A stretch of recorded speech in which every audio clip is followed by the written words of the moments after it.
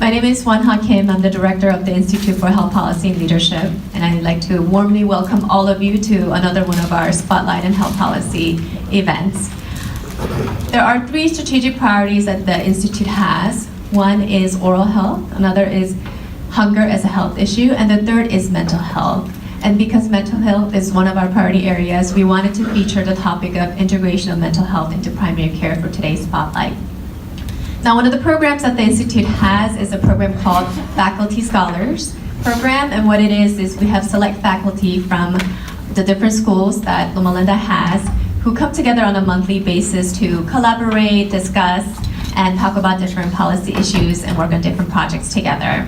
And one of the things that the Faculty Scholars has a privilege of doing is to help come up with speakers for our Spotlight. So it becomes like a platform or venue through which they can sort of highlight a topic that they're interested in, what have you. So for today's Spotlight, our special speaker comes all the way from DC. He survived the flight, did not have that Southwest thing happen to him, thank goodness. And one of our faculty scholars from School of Public Health, Dr. Carl McCleary, was integral in bringing our speaker here today. So I'm going to hand the microphone over to him to introduce our speaker for today. Good afternoon to everyone. I'd like to welcome Dr. Aaron Williams as our speaker today, and very quickly give you a little bit about Mr. Williams.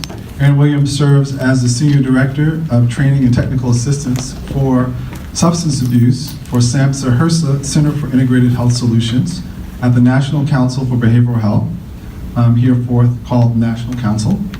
In this role, Mr. Williams leads the National Council and the Center for Integrated Health Solutions strategic initiatives on substance use screening and treatment, and provides direct training and technical assistance to promote primary and behavioral health care integration.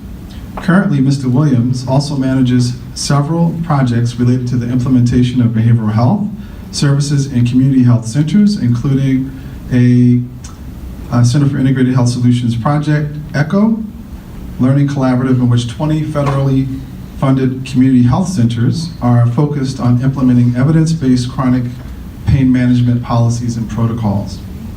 Mr. Williams has more than 15 years of experience in the field of behavioral health services with an emphasis on substance abuse treatment and prevention, workforce development, and the implementation of evidence-based practices in clinical settings.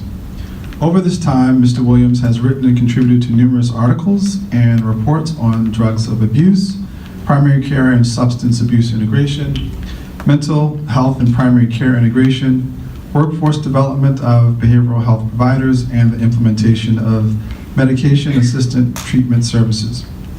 Prior to joining the National Council, Mr. Williams served as the Associate Director of Research and Information for the Dania Institute and the Central East Addiction Technology Transfer Center, or East Central, where he was responsible for the management and dissemination of all research related to Institute endeavors.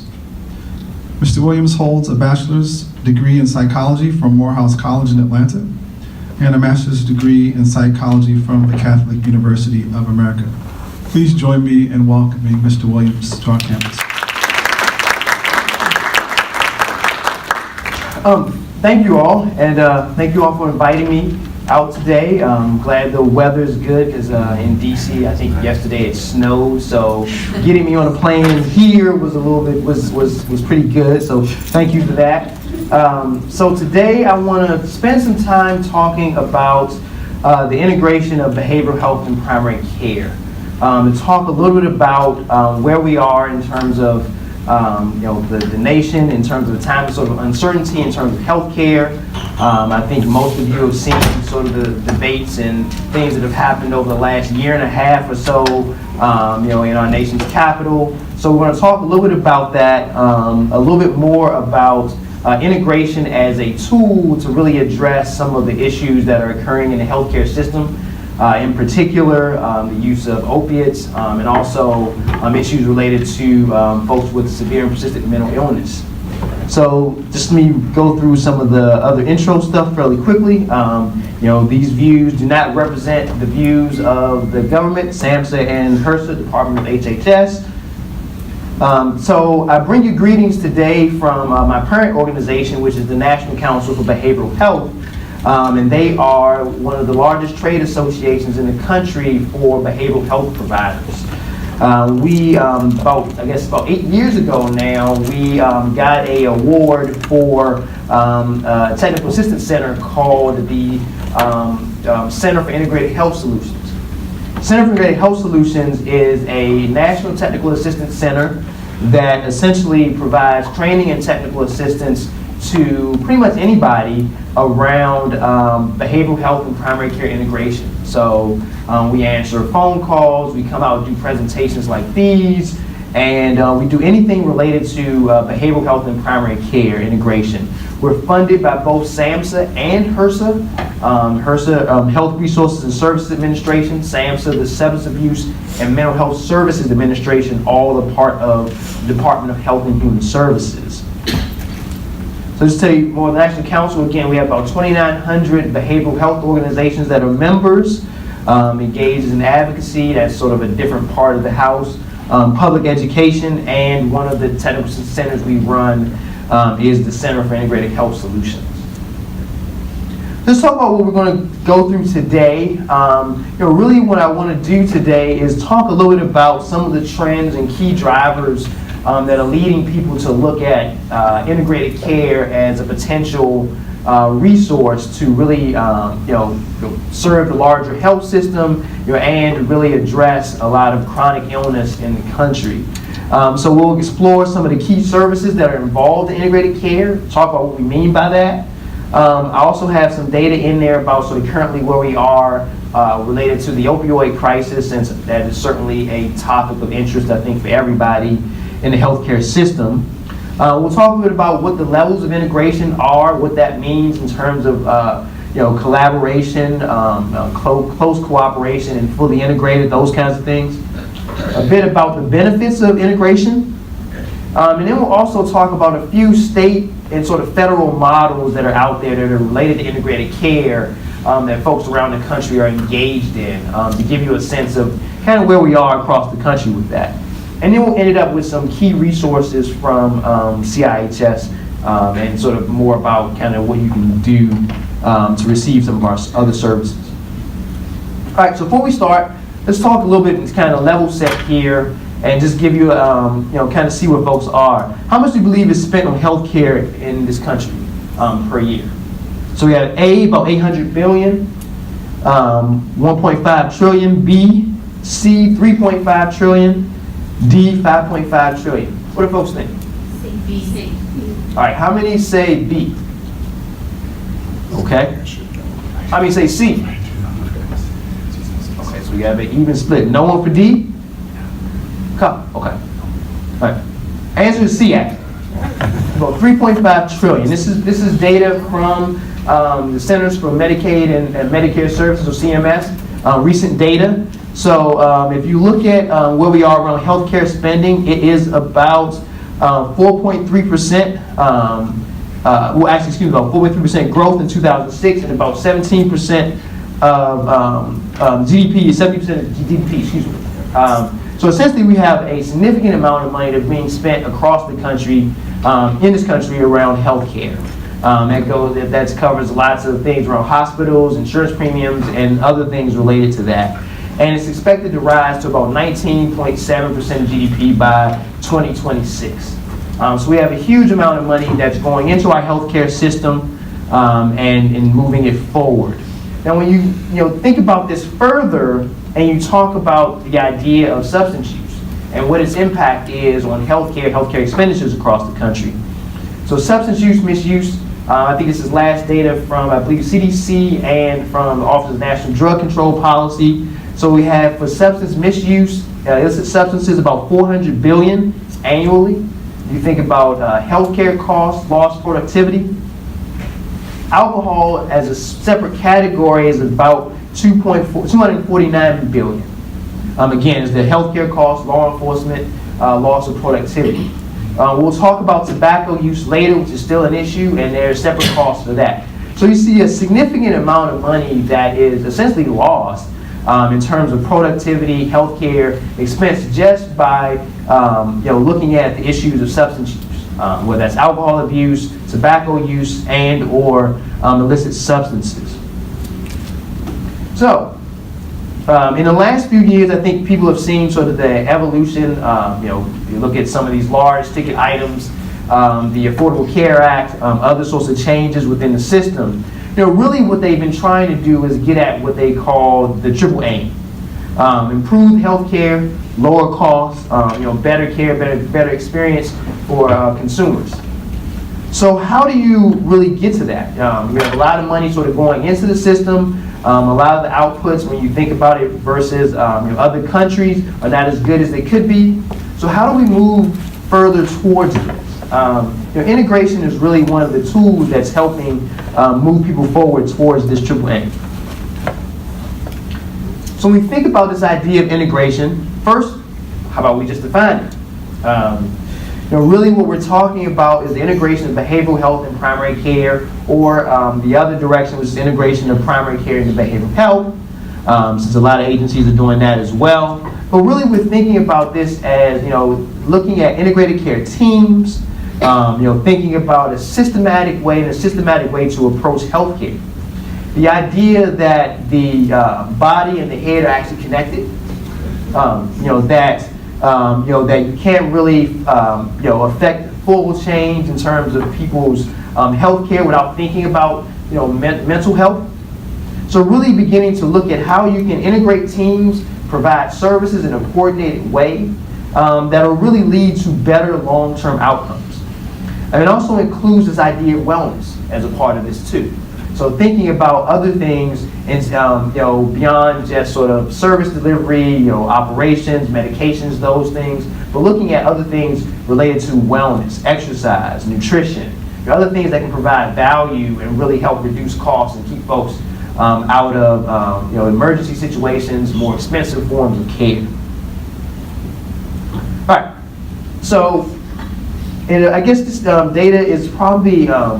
Some years ago, essentially, the federal government funded some studies that really essentially came back with the thought that about that we had people with serious mental illness died about 25 years earlier than their counterparts in the general healthcare system.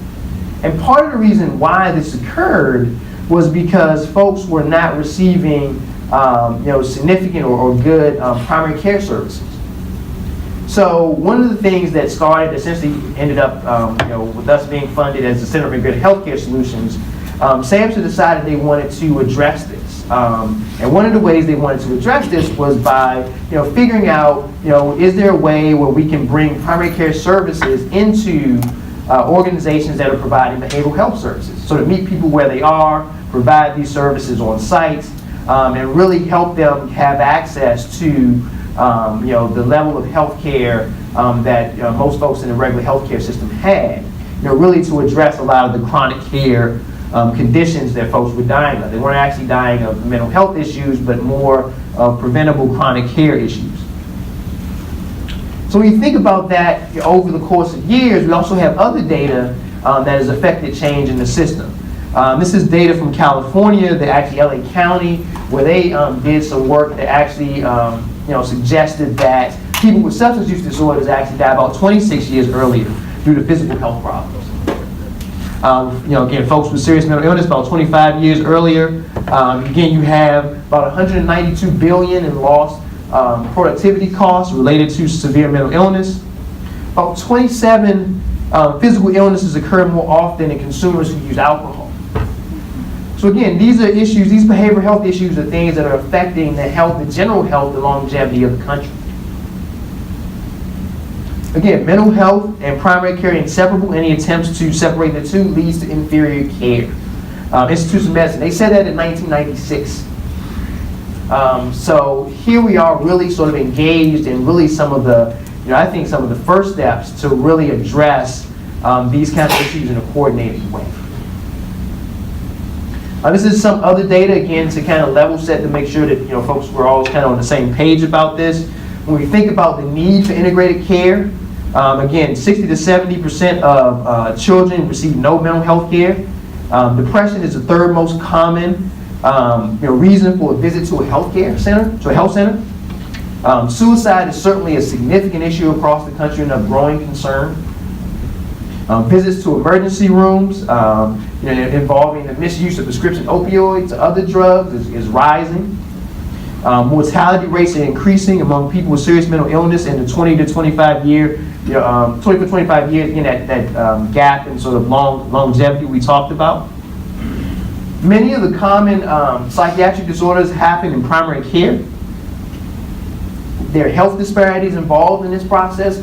People of color are less likely to receive services in a behavioral health site than others. Again, primary care and emergency room settings are increasingly beginning to address behavioral health issues, which usually they're emergency issues, which again are increased costs to the overall system. So we think about primary care settings in general. Again, people with common medical disorders have high rates of comorbid behavioral health disorders. Some of the work I did years ago with health centers, one of the number one reasons for referral to behavioral health in the health center was client crying in the exam over some sort of mental health disorder or mental health issue. Again, high prevalence of behavioral health conditions are seen in primary care. I think there's some data that came out probably about a year or two ago that suggested for those who complete suicides or completed suicide attempts, many of them had actually been to see a primary care provider within about a month before they completed the suicide attempt. So again, these are, which really makes primary care settings, prime places to really begin to think about, offering behavioral health services or ratcheting up the level of behavioral health services provided. All right, let's talk a little bit about opiates here. So since this is, clearly, a significant issue here, I think the end of last year, the president issued a public health emergency around opioid use. Current data from the National Drug Abuse Household Survey, you have about 11.5 million folks who are engaged in some sort of abuse using prescription painkillers. You have about almost 1 million folks who are now engaged in heroin use. 641,000 people who are misusing both prescription pain meds and heroin. When you go a little bit deeper, essentially now we have about 115 people a day are dying from opioid overdose.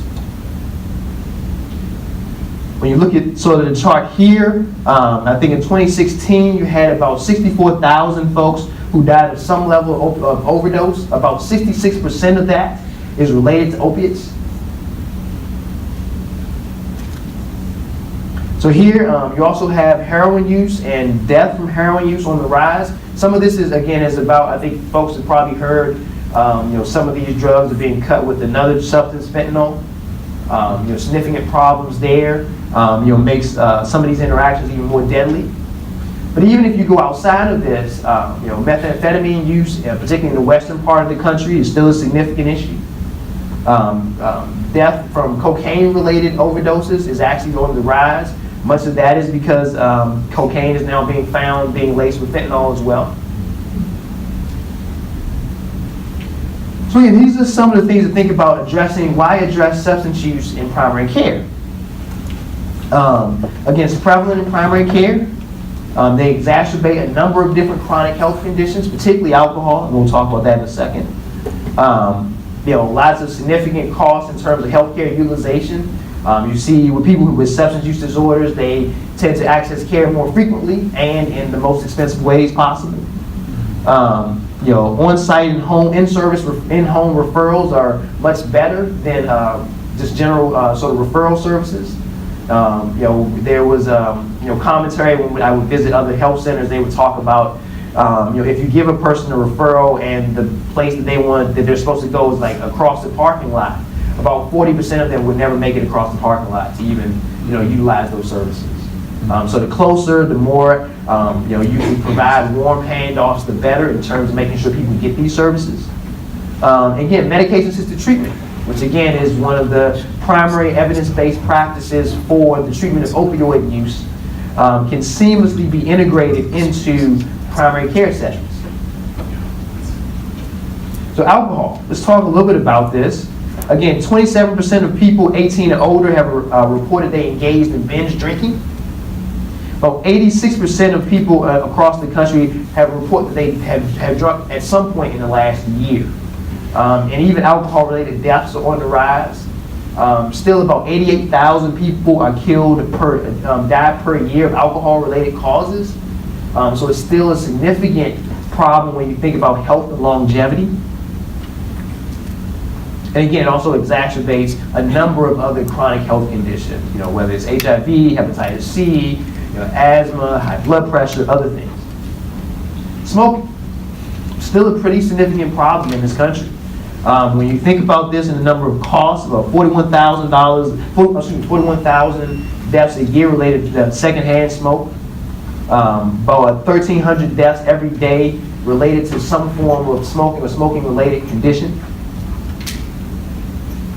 Again, significant cost and burden on the overall healthcare system. $170 billion for direct care costs, medical costs. $156 billion for lost productivity. Even though the percentage of folks who are smoking has reduced over the years, and certainly there's been a number of public health initiatives around reducing smoking, those things have worked. We still have a significant problem around smoking. I've had doctors talk to me about like the two most, arguably the two most important things people can do to significantly improve their health. If they are smoking, stop. And if they are drinking, maybe think about cutting down some of the alcohol use. So, if we think about the current system and sort of some of the data that I just talked about here, this is to give you kind of a sense of what's kind of happening or what some of the areas of opportunity are, let's just say that. So you have sick care versus preventative care. Lack of adoption of evidence-based practices in some parts of the system. Service providers, serve people who show up for care as opposed to people who may actually need it but aren't coming in for services. You have overutilization of some services, underutilization of other services. One example is overutilization of emergency services, underutilization of medications, both for opioid use disorders and medications for the treatment of smoking, per se, and others. There's lots of other medications that are probably being underutilized that could really help in terms of that. Lack of access, certainly across the country, there are rural areas, rural parts of the country that have limited access. There's a lot of work being done around a lot of these things, but just in general, these are kind of some of the challenges. Siloed systems. One of the things health centers and health providers have talked to me about is the idea of, they often don't want to address behavioral health disorders because they don't really know if they refer someone, they don't really know who to refer to.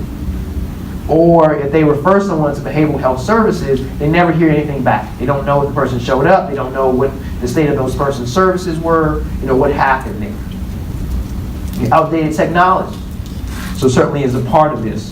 Poor care transitions. We talked a little bit about referral processes and how some of that leads to a lot of no-shows and people not actually getting where they need to go.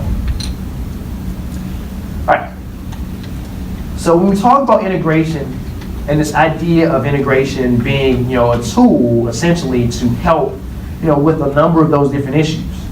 So when we think about integration, what we're really thinking about is whole person-centered care. Population health management, so actually having data and using technology to look across populations and be able to have targeted interventions for certain populations. For people to actually go into and look at the data set and say, hey, all of our clients under the age of 30, all of our male clients under the age of 30 have uncontrolled high blood pressure. How about instead of medication, or how about in addition to medication, we recommend that all of them engage in a nutrition class. And so these are kind of some of the things you can do when you think about integrated care, whole person-centered care. Again, it's outcome driven, so you're looking at if people are getting better over time as opposed to some of the fee-for-service model where you're kind of incentivized for services provided as opposed to whether or not people are actually getting better in the long term. Prevention focused, so there is a opportunity to really engage in preventative care and look at how people, are people who are well, helping them stay well. And it's also trauma informed. A lot of work now is being done in the area of trauma. A lot of health centers are now becoming what's called trauma informed, where they're looking at the impact of trauma and its relationship with long-term negative health consequences. So really beginning to think about this and engage in that in a pretty holistic way. So what kind of services are we thinking about specifically when we talk about integrated care? So universal screening, so people screening for depression, alcohol, substance use, maybe even doing some screening around trauma, anxiety, general anxiety disorder, clinical teams embedded with behavioral health staff with them. So the idea of having, if someone screens positive for excessive alcohol use, having the ability to actually bring in a behavioral health staff person to speak specifically with them for a brief period of time to talk about that, to work on those things. Prescribing with psychiatric consultation, so primary care providers being able to engage in some behavioral health management with psychiatric consults potentially. The use of medications to treat substance use disorders, that being integrated into primary care services, wellness services, quality control metrics, linkages to other resources in the community. So thinking about case managers, other folks, looking at things related to health disparities and other things that are having an impact on overall health. Standardization, use of evidence-based guidelines. Review of measurements showing data, looking at both behavioral health and primary care data. It really is the opportunity to provide a lot of the services that many folks in primary care and behavioral health have been wanting to do for a long time. I've talked to behavioral health providers years ago. One of the things that they always talked about was the idea that we're getting people clean and sober so they can die of obesity in 5 years or 10 years. Or, we're spending the time getting folks off heroin, and helping them reestablish their lives when they'll die of lung cancer in 15 years. And they have long sort of, counselors, other providers have long sort of, opined about some of these issues. And, integrated services provides an opportunity for them to engage with other systems in a way that allows for holistic care to happen and for us to really change the trajectory of some of these long-term outcomes. All right, this chart's a little small, so maybe when we send this out later on, people can kind of get a sense of this. It's actually on our website too. This is sort of the 6 levels of integration. So this really is a kind of a rubric that talks about what's involved in different levels of integration. It's just kind of, you think of integration as sort of a process, not necessarily a specific thing that organizations will have at any given point. It's sort of a movement across a continuum. Depending on where you are across the country, what you're trying to do, some of these things may be more or less possible at any given time. So you think about level 1, which is sort of minimal collaboration. So you have some relationship with behavioral health provider, or they have some relationship with the primary care provider, and they may be sharing some resources. All the way over to level 6, so full collaboration and possibly even merged services. So you're all on the same electronic health record, maybe sharing staff, maybe sharing the same space. Really there's sort of a continuum, and depending on where you are and what makes sense for your organizations, you may want to be anywhere on that continuum. All right, let's talk a little bit about sort of what's happening kind of in the broader scheme of things that really is sort of moving us towards this idea of integration. So again, there's a lot of opportunity out there, a lot of states, a lot of organizations over the last 10 to 15 years have really engaged around some of the issues that we talked about. And the federal government has been very active in this space, providing some funds, seed money, and other things to really help people provide these kinds of integrated care services. Again, getting at that conversation we had earlier about the triple aim. So lowering costs, increased quality of care, those things. So some of the things I'll talk about here are just some things that are happening kind of now. Certified community behavioral health clinics, the primary care behavioral health integration program, which is the program that our center basically services, managed care, some changes there, and also health homes. So all of these things are really designed to enhance that coordination, that seamless flow between behavioral health and primary care. All right, so health homes. So a number of states are engaged in some sort of, health home sort of processes where organizations are really providing, coordinated services to address certain specific populations. Some of them are folks with serious mental illness and are included in some of these health home proposals. Others may be addressing something like blood pressure, hypertension, or diabetes, but really looking at how they can actually provide comprehensive care across, their systems. Looking at how they can engage in care coordination activities, health promotion, how they can engage providers, where they are to begin addressing some of these issues in a holistic way, how they can involve families, and they're beginning to organize their systems in a way that allows for providers to be paid for these things, paid for care coordination, or paid for some of these services that they wouldn't necessarily be paid for under the traditional models.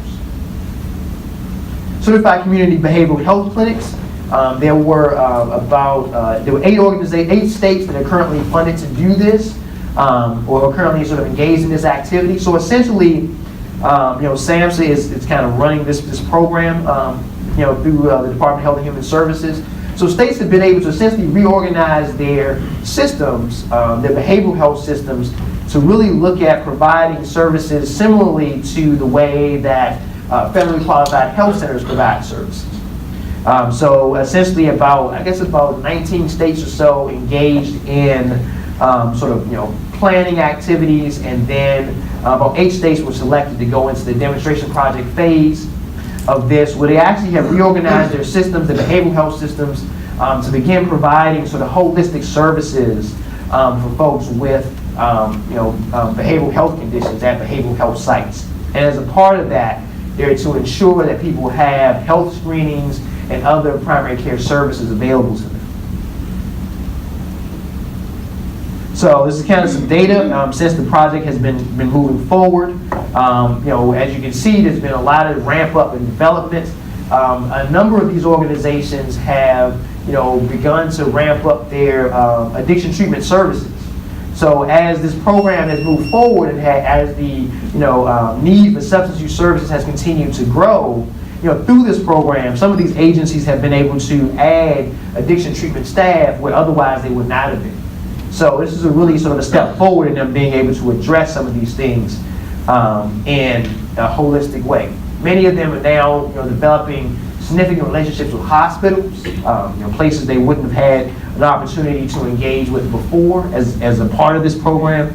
So really this is a really good step forward, significant step forward. And I know there's some work in Congress right now looking at ways to at least minimally fund the 11 other initial organizations that were doing a lot of the planning work, and then maybe go forward from there. So we'll see how that shapes up at the federal level. So we call this sort of PIPIC is the short sort of term for this. So promoting integration of primary care and behavioral health care. So this is kind of an evolution of a grant that was called the PBHCI program some years ago.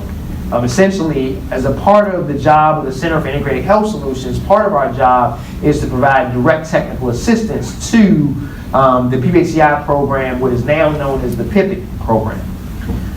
So in the 21st Century Cures Act, one of the last pieces of legislation signed by former President Obama, actually restructured the PBHCI program.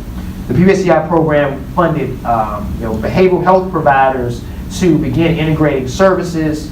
The restructured program, or the PIPIC program, now funds states directly to fund providers and stay engaged with providers as they provide integrated care services. So if you look at the program now, you can kind of get a sense of this. The PBCI program is sort of winding down, and they're transitioning more over to the state-funded program as we speak. But over the course of those years, you have 9 different cohorts of organizations that participated in the PBCI program. 213 total projects across the country, organizations that were funded. 98,000+ patients that were enrolled in these programs, providing integrated care services. 40 different states participated or had at least one PBCI program provider in their state. Currently, as the PIPIC program is ramping up, there are about 3 states now, New York, Vermont, and Kentucky, that are participating in the project now. And they each fund a number of providers with their funding level. So the thought process, at least at the federal level or from Congress, was that this would go forward in a robust way and will continue to expand, providing these services, to states.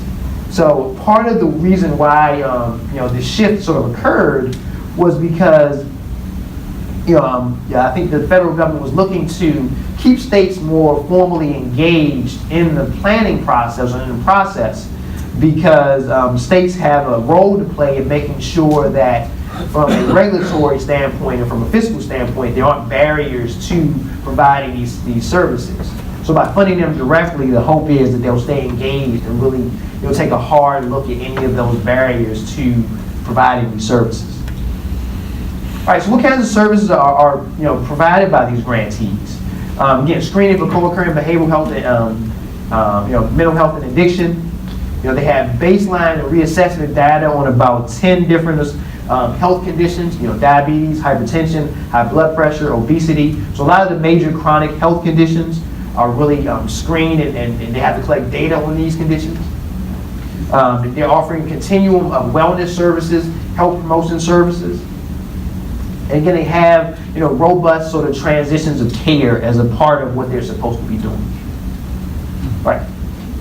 Let's talk a little bit about the benefits here. Okay. About the benefits of integrated care. All right. Again, so a lot of the studies, there are some studies that are coming out talking about the benefit of this, looking at some evidence in about 90 different studies. People having symptom improved from mood disorders, mental health care, quality of life. Looking at reduced costs, to the system itself. I think from the PHCI program, there was an evaluation some years ago, and I think the 2 major things that were improved in terms of the primary care health services were lower cholesterol and lower rates of hypertension through participation in the program. So we're seeing some significant benefits through this. Through the use of integrated care and thinking through integrated care in terms of overall quality of life and reduced costs. So let's stop there for a minute and go into kind of a question and answer phase. I just wanted to point out a few resources that are available to you at our website. So these are kind of the core competencies for behavioral health and primary care integration. So if organizations are thinking about engaging in this kind of service, these are kind of the core competencies that really will help you think through what staff need to know, what they need to be doing as a part of this. We have some billing worksheets that I think we're in the process of updating these now a little bit, but they do give you a blueprint of what potentially could be billable in certain states across the country if you're thinking about integrated care services. We have a number of sheets that talk about lessons learned from the PBCI program. So what have grantees said, as they have tried to do this over like a 4-year grant period and now are, finished their programs, what are the lessons learned in terms of doing this? So we have a work there, also has some webinars related to that. And we also have an interactive quick start guide. So if organizations are thinking about this, giving you some tools in terms of how you should think about going forward with these programs. All right, so actually I'll go back to that. So stop here. Questions? Yes? I'm just kind of curious, what kind of challenges do people run into as they're trying to implement this kind of integrated care paradigm? So a few different things that sort of pop up. One is certainly sort of billing and funding for certain things. The system wasn't necessarily set up for this.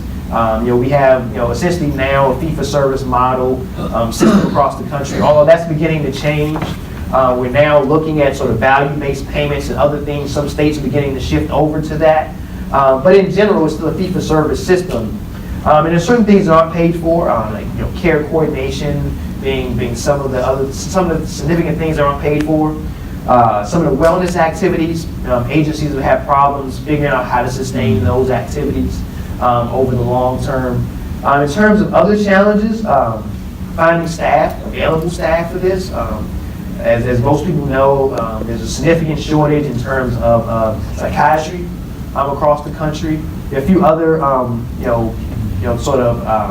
roles that have similar problems.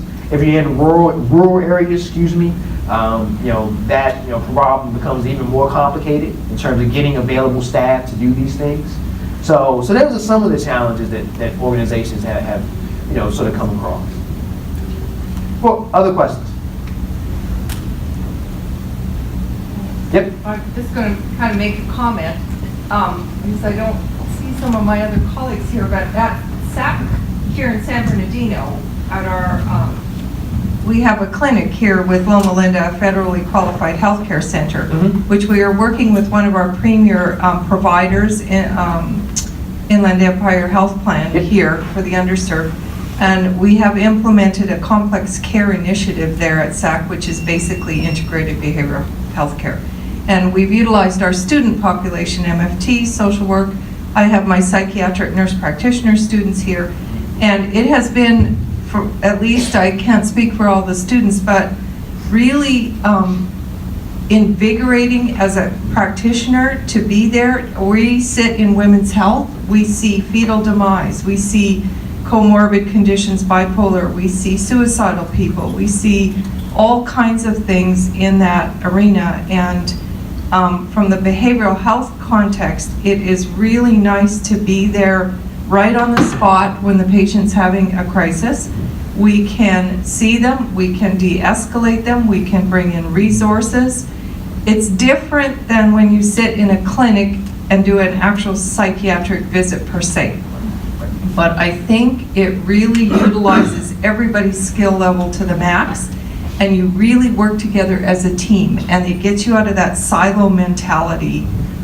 So thank you. I think this is a really great movement across the country. Right, and you bring up a very good point just in terms of the skill set necessary, particularly if you're thinking about behavioral health staff working in primary care. Lots of behavioral health staff are kind of used to sort of standard one patient at a time, 50-minute visits, those sorts of things. Primary care and working in primary care can be significantly different than that. You may be popping in at a given notice. You may have to stop what you're doing to jump in and help people. You may be doing a 15-minute consult, here or there, 30-minute consult here, there, that kind of thing. And it takes a skill set in order to be able to do that and do that effectively. Yeah. Okay. Yep. Thanks for a really, really great talk. I think we've pretty much succeeded in proving, I'm a pediatrician by trade. Okay. And specifically with asthma, we proved that if we could get the diagnosis out of the doctor's office, if we could get them hooked in with people who would be able to provide them with services at home, like RTs, but not just RTs, people who would check up, people who would help parents navigate these complex diagnoses, we would almost universally always succeed in cutting costs. Has there been any drive, at least as far as this mental health initiative, as far as being able to take this to I guess, legislature and being able to show them, hey, look, you need to give us money for this, because if you do, we're going to save a lot of money everywhere else. Because in my experience, it's always come down to the money. Yep. So there are a couple of things I can think of, anecdotally. So one of the things, through the primary care behavioral health integration program, which was actually unique when SAMHSA funded it, I guess about 9 years ago, one of the things was they got funding specifically for this program for about 4 years. And the goal was for them to ultimately be able to sustain these services at the end of those 4 years. So all of our technical assistance, all the government's work was around, how are you going to sustain this at the end of this? And some of the stuff we talked about was about going to legislators and looking at, how you can get funding, whether it's county-based or, state-based. And a couple of agencies actually were able to do some of those things. One in particular is a behavioral health program that's down in Florida, actually. And what their program director did essentially was he used the ability that he got from that to collect data, and he started showing it to like local officials, like the county officials, like the police chief, other folks. And it wasn't great data necessarily, but he got in the habit of showing it to them. So as it got better, he kept showing it and those things.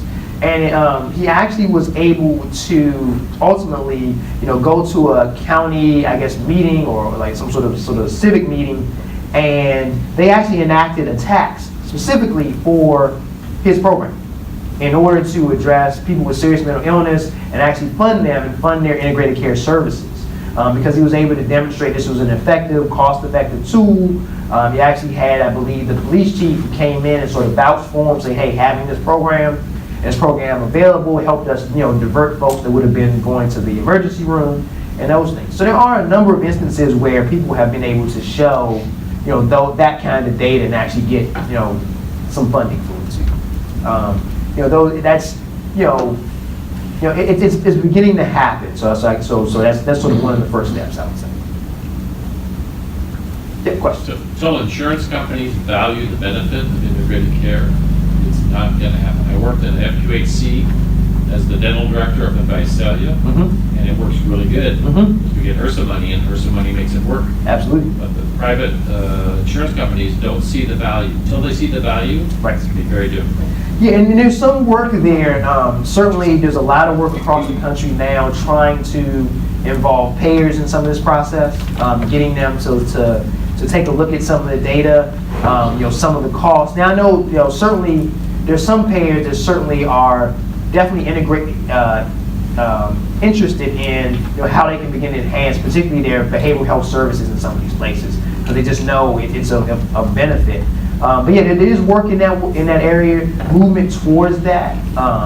There's some payers, I think Aetna was one of the first payers to really begin to adopt sort of expert services, screening, brief intervention services. There's some movement there, but I agree, it's a little slow, and we need to see if we can And I move that commend forward. Lowell, the risk management is moving in that direction too. I commend them for that. Right, exactly. For other questions? Yeah. Well, if there's still time, from where you sit in DC, I guess, and as long as you've looked at it, I'm imagining that you have specific policy proposals that, so let me ask this question. If you could change one policy that would really move this forward for integration of mental health into primary care, what would you change? What policy would it be? So, it's an interesting question. So I guess I can, in my role here, I have to wear sort of two different hats. I certainly am, I'm employed by an advocacy organization, and our organization certainly has, proposals and are really pushing certain legislative things, at that level. From the standpoint of, technical assistance or things that I see as impediments or barriers, two things would be some of the licensing practices at the state level. In terms of how some of these organizations are licensed to provide services. Can they provide integrated care services? We often get a lot of technical assistance requests from, around that. The other thing is, how, states engage around making sure they have a sort of a trained workforce around integrated care services. Very often, states are not really engaged in that. It's sort of, farmed out to the local universities or whomever wants to do it, instead of, sort of making it much more of a priority at the state level. Those are things where there's always, essentially sort of technical assistance needs, that way. So certainly that would be my perspective from that kind of a TA hat as opposed to kind of the advocacy hat. All right, well, I want to thank you again for coming and for that patience in the beginning, and please join me in thanking our speaker.